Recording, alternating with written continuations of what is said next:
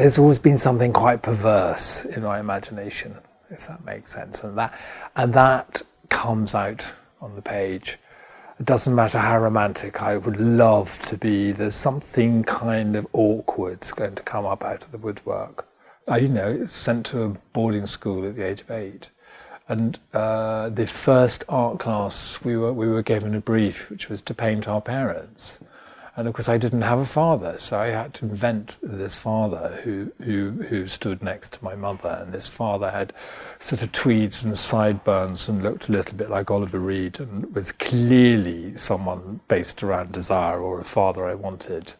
And I realised in a way with all those powder paints I could start to construct things which were like false memories or future desires that were interesting. And it's absolutely vital for me in the process of making that I don't look at this too clearly in the face, that it isn't something, because if I harness it with knowledge or understanding, then in a way I will try and control it, and in a way which is no longer interesting. There are many different voices and many different instruments within the work, and from very delicate, very meditative, very slow, very quiet, very detailed, through to things that are quite primal and quite often designed to kind of fuck up, reactivate, turn around, open up. Things that make crashes, things that are very gentle and very whispering and very far away. I work like a collagist in a sense, but I'm not. I use text to completely hijack sometimes emotional spaces that I'm not sure of their timbre. They become strangely entangled in the paint, in the colour, in the subject, in the content. Implant ideas and thoughts of reading and perception of what that is. I think mistakes are a very important part of my work, and the deletions, there's a lot of deletion in the work, and that has also, that gives me intense freedom to write and draw anything I want, because I've now sort of discovered that I don't need to harm people by deleting it, if harm is the right word. But I love the graphics of deletions, and I love the freedom. That means also that there can never be a mistake, because whatever is uncovered in the work can become a black space or a brown space, a red space, yellow space. It can enter the aesthetic of and the history of the work. I've imposed limitations on myself. Working with simple things like the blank page is a twofold relationship. It's as direct and primate as it could possibly be. It's quite close to the internal self, because there's not a lot of interference. There's also safe spaces that I need to find within the drawing process. Little houses, little architectures, little places. I love buildings, love houses.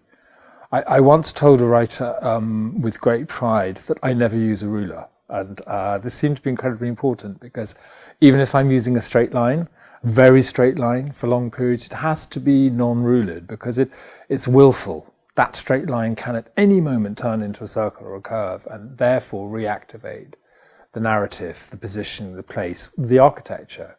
Through drawing, at best, my subject finds me.